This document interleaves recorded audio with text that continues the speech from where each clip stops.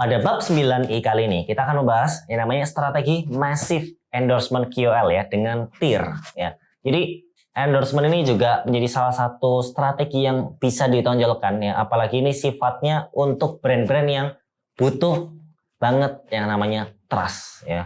Seperti apa contohnya? Seperti kalau kita tahu ada brand skincare ya, ataupun mungkin juga brand beauty ya, ataupun yang serupa ya. Jadi simpelnya adalah strategi endorsement ya, atau strategi KOL endorsement dengan tier ini kita memanfaatkan KOL sebagai ujung tombaknya. Kalau tadi mungkin ada personal branding ya, kemudian ada tadi mungkin media, kali ini kita menggunakan KOL sebagai ujung tombaknya, tapi menggunakan endorsement ya caranya. Jadi KOL buat teman-teman yang mungkin belum memahami ya, KOL ini adalah Key Opinion Leader ya.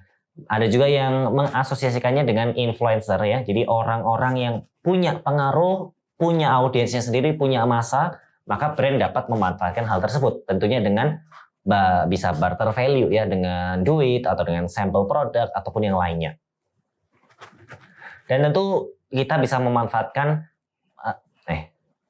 dan tentu KOL endorsement ini juga punya manfaat dari segi EPC. Apa itu EPC?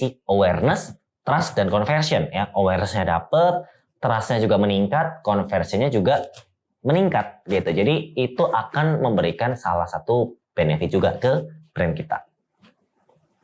Nah, kenapa sebutnya tier ya? Karena kalau kita lihat ya, si KOL ini ya, endorsement KOL ini punya semacam tier ya. Kalau kita tahu di sini kita sekilas membahas terkait KOL ya, ada nano di mana kurang lebih dari 1.000 sampai 10.000 followers. Kemudian mikro itu di 10.000 sampai 50.000 followers. Lalu mid tier itu di sekitar 50.000 hingga 100.000 followers. Dan makro itu ada 500.000 dan sampai 1 juta followers. Dan terakhir ada mega, yaitu 1 juta ke atas ya. Ada yang mungkin 2 juta, 3 juta, mungkin 5 juta, ya 5,5 dan lain sebagainya. Dan mereka itu punya perannya masing-masing ya. Kalau mega itu efektif untuk brand awareness ya, itu lebih efektif seperti itu ya. Jadi kita bisa mengukur dari segi impression ya, reach-nya seperti itu.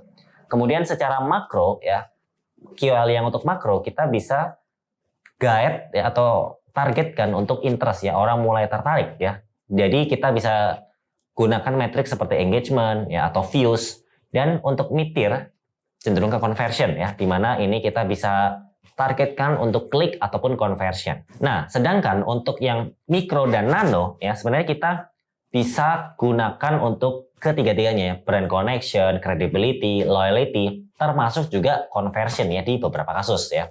Walaupun mungkin memang nggak semua, dan memang untuk mikro dan nano ini cukup tricky ya. Kenapa? Karena bisa bilang memang mereka murah, tapi beberapa itu ada yang cukup menggambarkan bahwa oh kenapa mereka followersnya masih segitu, karena memang ya mohon maaf ya kurang bisa bikin konten ya. Bikin konten oke, tapi nggak sebagus mungkin ya KOL lainnya. Maka itu yang membuat si KOL-nya masih di tahap itu ya. Contoh kalau kita lihat beberapa itu ada yang mohon maaf bikin kontennya masih kurang, sehingga ketika brand mengendorse KOL tersebut harus bisa menyamakan ekspektasi. Dan saya jelaskan juga sedikit caranya. Kadang ada yang mengkombinasikan ya antara gong dan juga cara konsistensi ya. Maksudnya gimana? Kalau konsistensi itu saran saya mungkin bisa pakai mikro atau nano ataupun mungkin mid tier ya.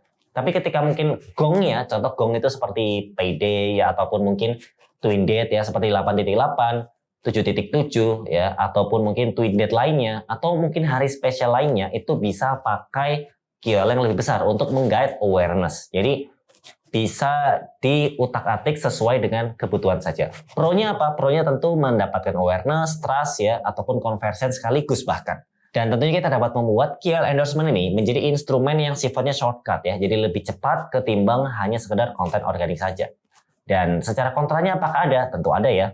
Tentunya butuh budget ya, mau sekecil apapun ya. Termasuk kalaupun ya gratis atau barter kan tentu ada modalnya ya. Modal dari produk yang kita keluarkan yang harusnya itu mungkin mendatangkan cuan ya, tapi kita berikan secara cuma-cuma kepada KOL tersebut. Jadi itulah strategi dari yang namanya KOL endorsement dengan tier.